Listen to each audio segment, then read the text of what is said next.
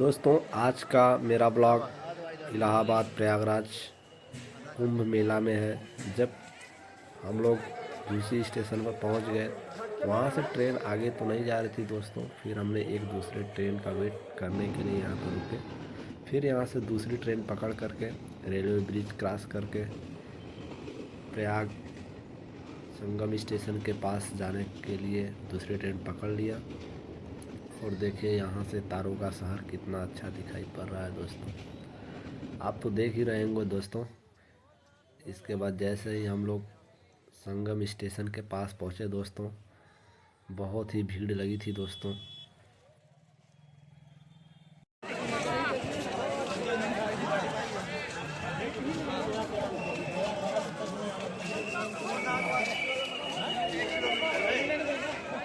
हम लोग प्रयाग स्टेशन या प्रयाग के लगभग पास पहुंच चुके हैं और आप लोग भीड़ को देख ही रहे होंगे दोस्तों। गजब की भीड़ लगी है। आज मौनी अमावस्या है। इस टाइम रात 12:30 हो रहा है दोस्तों।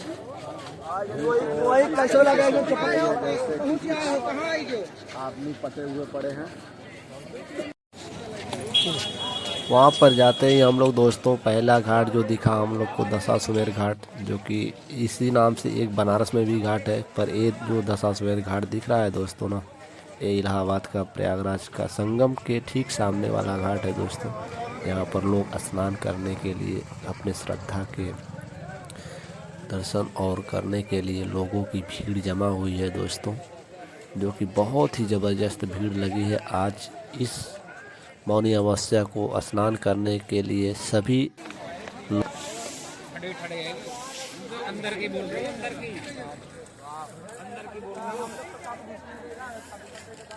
यहीं यहीं वो एरिया है जो दोस्तों त्रिवेणी संगम के पास जाता है।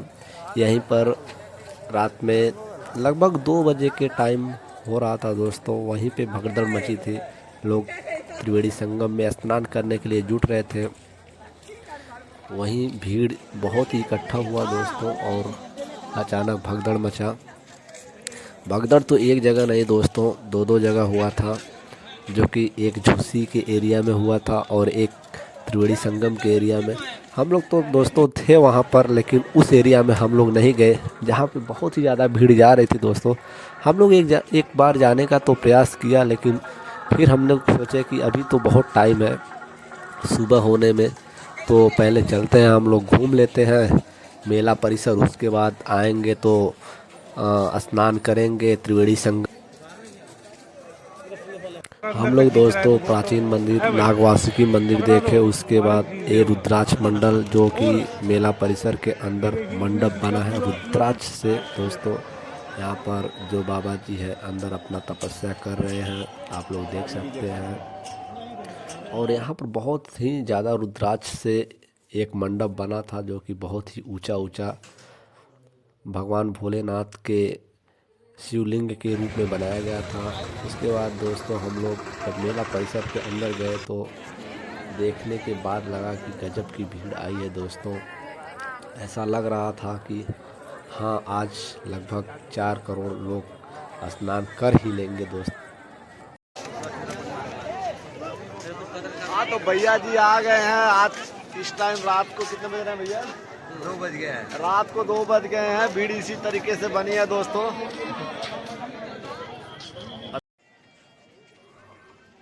अंदर मेला के अंदर दोस्तों दुकानें लगी थी और वहाँ पे भी सभी लोग सामान खरीद रहे थे। और भीड़ तो ऐसे जा रही थी जैसे सभी लोग रात्रि में ही स्नान कर लेंगे, और ऐसा हो भी रहा था दोस्तों। रात 2 बजे में ही सभी लोग स्नान कर रहे थे। जैसे ही हम लोग घाट के किनारे आए तो देखे सभी लोग स्नान कर रहे थे कपड़े उतार के अच्छे से, और भीड़ लगी थी दोस्तों। हम लोग पीपा पुल के पास पहुंच गए दोस्तों। फिर वहां से हम लोग सोचे कि दोस्तों झूसी वाले एरिया में जाने के लिए, जो कि हम लोग प्लूटेन नंबर 15 से जो चालू था उसी से हम लोग उस पर जाने के लिए सोचा। फिर बाद में हम लोग किनारे से घूमते हुए आए। एक घाट के किनारे सभी लोग स्नान कर रहे थे दोस्तों। बहुत ही ज़्यादा भीड़ लगी थी, बहुत ही लोग थे, स्नान कर रहे थे। सभी लोग अपने होली में एक एक झंडा लगा के रखे थे कि अपनी टोली से बिछड़ न जाए दोस्तों। और चेंजिंग रूम बने थे। स्नान के बाद सभी लोग गंगा जी को फूल अर्पण और दीपक दिखा रहे थे दोस्तों। उसके बाद सभी लोग अच्छे से स्नान कर रहे थे और घाट के किनारे चेंजिंग रूम बना था दोस्तों। हम लोग तो ऐसे ही देखिए दोस्तों, गंगा के किनारे ऐसे ही कुछ टाइम पास किए। उसके बाद हम लोग आगे एरिया में गए और एक मेरे साथ थे भैया जी, उनको थोड़ा सुबह के 2:30 बज चुके हैं दोस्तों। अभी हम लोग पहुंच गए हैं, लोग स्नान कर रहे हैं। यहाँ पर भीड़ तो काफ़ी है दोस्तों। आप लोग का नज़ारा इस तरीके से देख लीजिए, जो भी नज़ारा है काफ़ी अच्छा।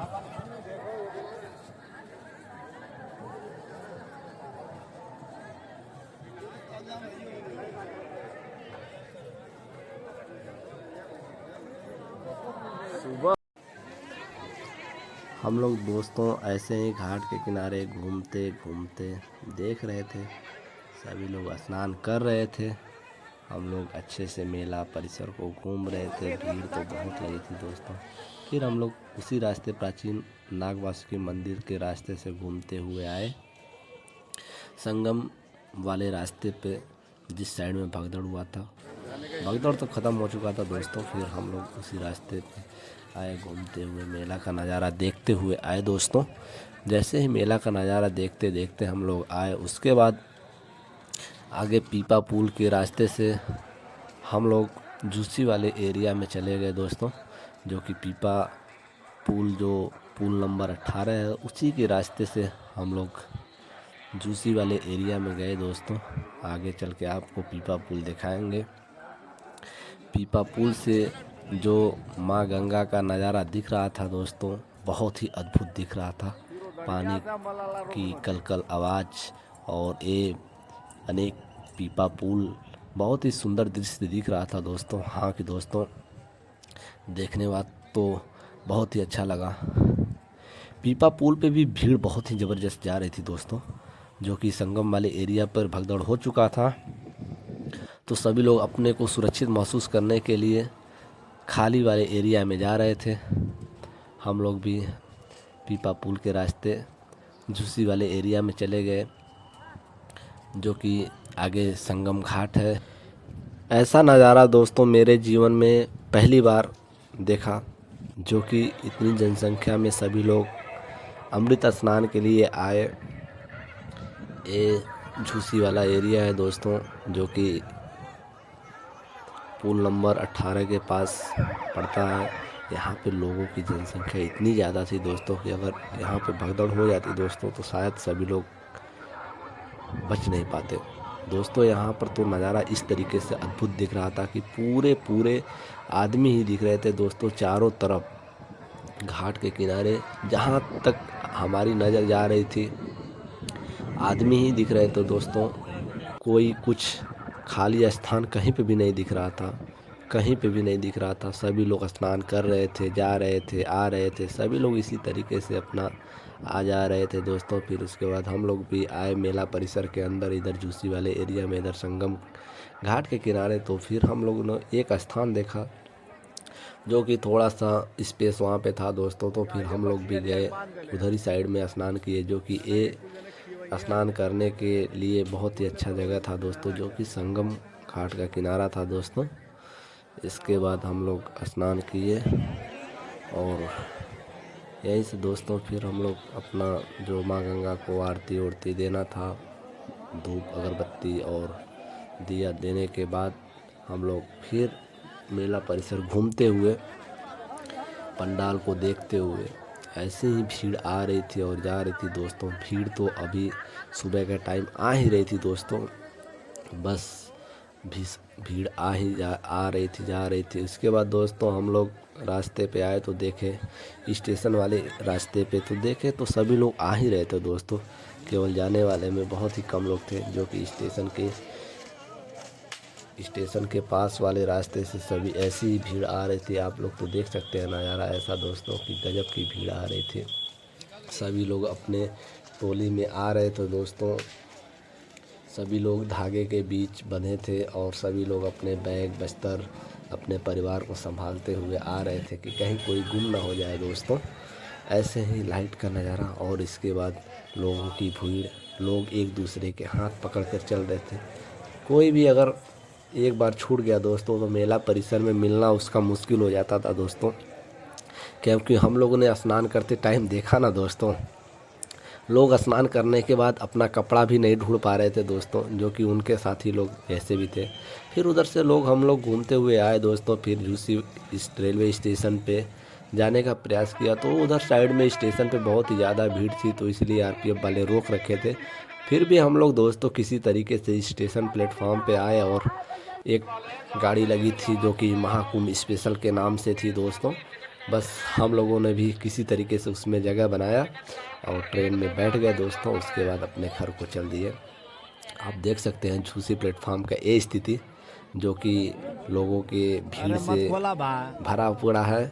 लोगों को एक प्लेटफॉर्म से दूसरे प्लेटफॉर्म पे आने जाने के पुल देख रहे होंगे दोस्तों, कितनी ज़बरदस्त भीड़ है दोस्तों। उसके बाद तो हमारी ट्रेन चल दी दोस्तों धीरे धीरे अपने गंतव्य स्थान की ओर, जो कि हमारा घर वहाँ से लगभग 100 किलोमीटर की दूरी पे है दोस्तों।